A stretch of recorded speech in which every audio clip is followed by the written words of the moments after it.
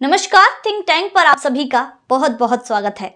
दोस्तों, आज की इस वीडियो में बात करेंगे कि जिस लाइन में भारत ने पाकिस्तान को खड़ा किया और पाकिस्तान की हालत खराब कर दी, अब उसी लाइन में पाकिस्तान की ही बगल में भारत कनाडा को भी खड़ा करने वाला है। दोस्तों, आखिर कौन सी है वो लाइन और किस तरह से जो कनाडा के प्रधानमंत्री जस्टिन ट्रूडो ने बिना सबूत के भारत पर आरोप लगाए, उसके बाद किस तरह से प्रधानमंत्री नरेंद्र मोदी ने ईंट का जवाब पत्थर से दिया। दोस्तों, इन तमाम सवालों पर चर्चा करेंगे। उससे पहले अगर चैनल को सब्सक्राइब नहीं किया है तो जल्दी से कर लीजिए। दोस्तों, कनाडा के प्रधानमंत्री जस्टिन ट्रूडो को एक भ्रम था कि भैया कनाडा तो सबसे अमीर देश है, अमेरिका, यूरोपीय देश, ये सभी कनाडा के समर्थक हैं, तो मैं कुछ भी कर सकता हूं, खालिस्तानियों को पनाह दे सकता हूं, आतंकवादियों को पाल सकता हूं। जिसके बाद जिस तरह से आरोप लग रहे हैं ये कर भी रहे थे, जिसके बाद जस्टिन ट्रूडो को ये लगा था कि मैं कुछ भी बोल भी सकता हूं, भारत के बारे में भी बोल सकता हूं। जिसके बाद जब आतंकवादी निज्जर की कनाडा में हत्या हुई, उसके बाद जस्टिन ट्रूडो ने कनाडा की संसद में खड़े होकर भारत पर एक बेबुनियादी बिना सबूतों के आरोप लगा दिया कि भाई जो निज्जर की हत्या हुई है वो तो भारतीय एजेंटों का काम है। जिसके बाद भारत ने जो एक्शन लिया वाकई तारीफ के काबिल था।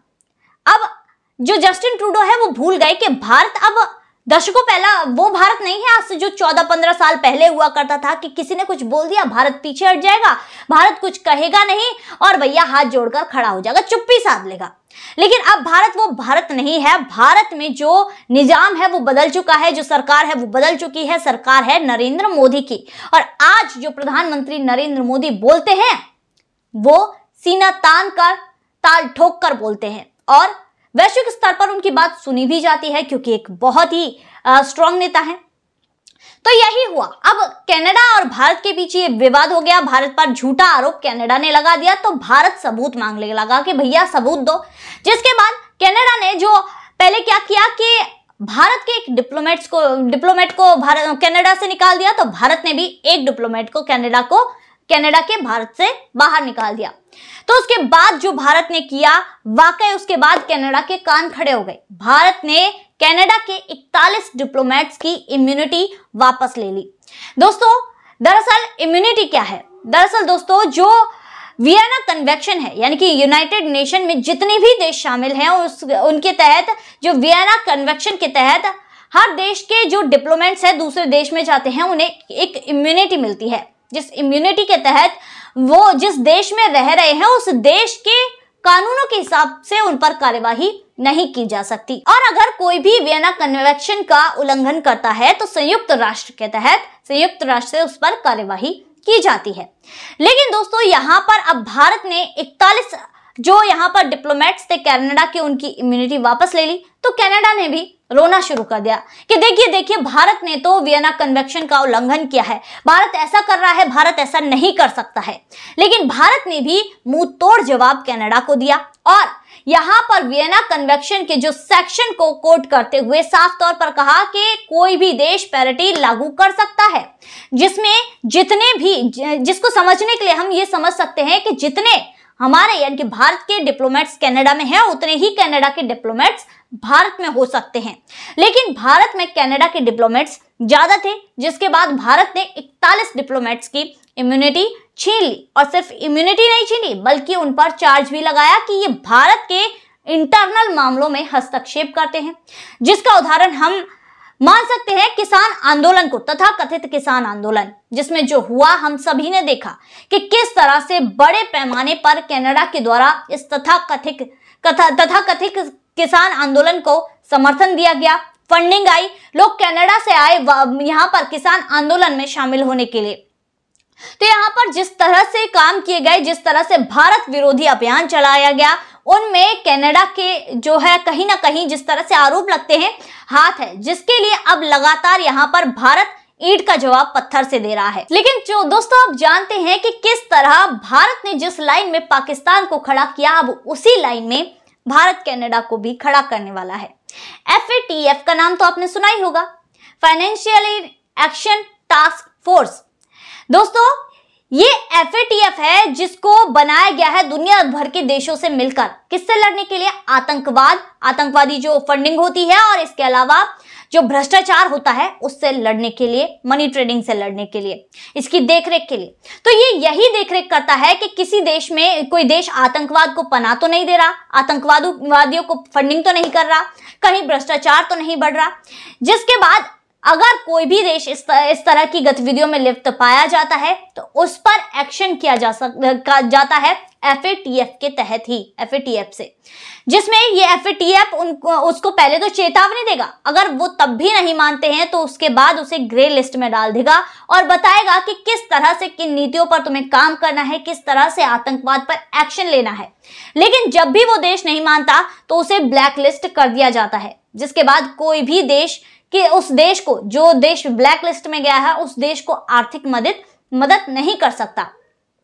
जिसमें दोस्तों हमने देखा है कि भारत को किस तरह से पाकिस्तान को FATF की ग्रे लिस्ट में डाल दिया गया है। पाकिस्तान को FATF ने ग्रे लिस्ट में डाल दिया और चेतावनी दी है कि भैया तुम अपने आतंकवाद पर काम करो, इसके बढ़ावे को रोको, इसमें जो फंडिंग हो रही है इसको रोको। लेकिन उसके बाद भी पाकिस्तान में कोई सुधार नहीं है। जब भी इसकी मीटिंग होती है उसके बाद भारत पूरी कोशिश करता है कि इसमें ये जो ग्रे लिस्ट से ब्लैक लिस्ट में आ जाए, लेकिन अमेरिका और चीन, इसमें कुछ ऐसे तत्व हैं जो इसे बचा लेते हैं और ये ग्रे लिस्ट में ही है अभी तक।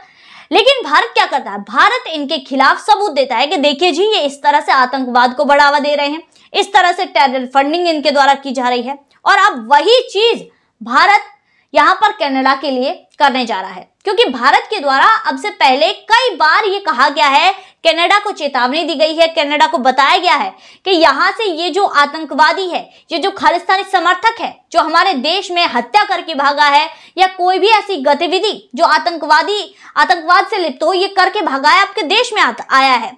लेकिन फिर भी कनाडा के द्वारा कोई भी एक्शन नहीं किया जाता, बल्कि उन लोगों को पनाह दी जाती है, उन्हें वहां की जो है नागरिकता दे दी जाती है और उन लोगों को, ऐसे लोगों को पनाह दी जाती है। तो जिस लिस्ट में अब पाकिस्तान को भारत ने खड़ा कर दिया, अब उसी लिस्ट में कनाडा को भी खड़ा करने जा रही है, यानी कि सबूतों के साथ जो कनाडा के खिलाफ भारत अब FATF की तरफ रुख करने वाला है। और ये तैयारी जोरों शोरों से चल रही है, पूरी तरह से चल रही है, क्योंकि कितनी बार कनाडा को चेताया गया कि भैया ऐसे आतंकवाद को बढ़ावा नहीं देते, इन लोगों को समर्थन नहीं करते, लेकिन फिर भी कनाडा माना नहीं। अब कनाडा को यहाँ पर है क्या, कनाडा को भी यहाँ पर डर है कि भैया ऐसे यहाँ पर, क्योंकि देखिए कनाडा के खिलाफ यहाँ पर ग्रे लिस्ट में जाना, ब्लैक लिस्ट में जाना, ये दूर की बात है, लेकिन कोई भी देश कनाडा के खिलाफ ये सोच रहा है, ये कर रहा है, FATF जा रहा है, ये भी बड़ी बात है। क्योंकि यहाँ पर जिस तरह से कनाडा अपना रुतबा जमाए हुए है, सबसे अमीर देश कहलाता है, वहीं अमेरिका, यूरोपीय देश इसका साथ देते हैं। लेकिन जब कनाडा को यहाँ पर जरूरत पड़ी, क्योंकि देखिए जब जस्टिन ट्रूडो ने संसद में खड़े होकर भारत पर आरोप लगाया तो जस्टिन ट्रूडो को लगा था कि ये अमेरिका, यूरोपीय देश यहाँ पर कनाडा का साथ देंगे, लेकिन ऐसा कुछ भी नहीं हुआ। सब लोगों ने चुप्पी साध ली और अभी भी कोई भी यहाँ पर कुछ नहीं बोल रहा है। तो दोस्तों, इसीलिए भारत के इस एक्शन के बाद अब कनाडा पर प्रेशर है कि भैया या तो तुम हमें सबूत दो कि तुमने ये आरोप किस बिना पर लगाया, किस सबूत के तहत लगाया, नहीं तो यहाँ पर इस तरह की कार्यवाही करी जाएगी और भारत रुकेगा भी नहीं। सबूत तो भारत लेगा ही, लेकिन भारत इस कार्यवाही से भी नहीं रुकेगा। और कनाडा क्यों डरा हुआ है, कनाडा क्यों इसलिए डरा हुआ है कि जो वो सबसे अमीर देश कहलाता है, कहीं ना कहीं उसकी इकोनॉमी भारत पर भी निर्भर करती है। भारत से जो बड़ी संख्या में स्टूडेंट्स जाते हैं, उनके रहने का खर्चा, उनके खाने का खर्चा, वहां पर जो वो कॉलेजेस में, स्कूल्स में फीस देते हैं, उससे भी कनाडा की जो इकोनॉमी है उसमें बड़ा परसेंट है, जिससे अब अगर इस पर ही रोक लग गई तो कनाडा की इकोनॉमी पर बड़ा असर पड़ेगा, जिसके लिए अब कनाडा डर रहा है और ये सोच रहा है कि भैया अब भारत नाम की इस आंधी से कैसे बचा जाए, मैं कैसे अपने आप को बचाऊं। उसने देखा कि यूरोपीय और जो अमेरिका भी है वो भी साथ नहीं दे रहे हैं, वो भी चुप बैठ गए हैं। तो यहाँ पर अब जस्टिन ट्रूडो इसी असमंजस में है, इसी डर में है, खौफ में है कि अब कैसे भारत से बचा जाए, कैसे भारत जो मुश्किलें कनाडा के लिए खड़ी करने वाला है उनसे बचा जाए। तो दोस्तों, आज की वीडियो में बस इतना ही, फिर मुलाकात होगी ऐसी वीडियो के साथ। तब तक के लिए देखते रहिए थिंक टैंक।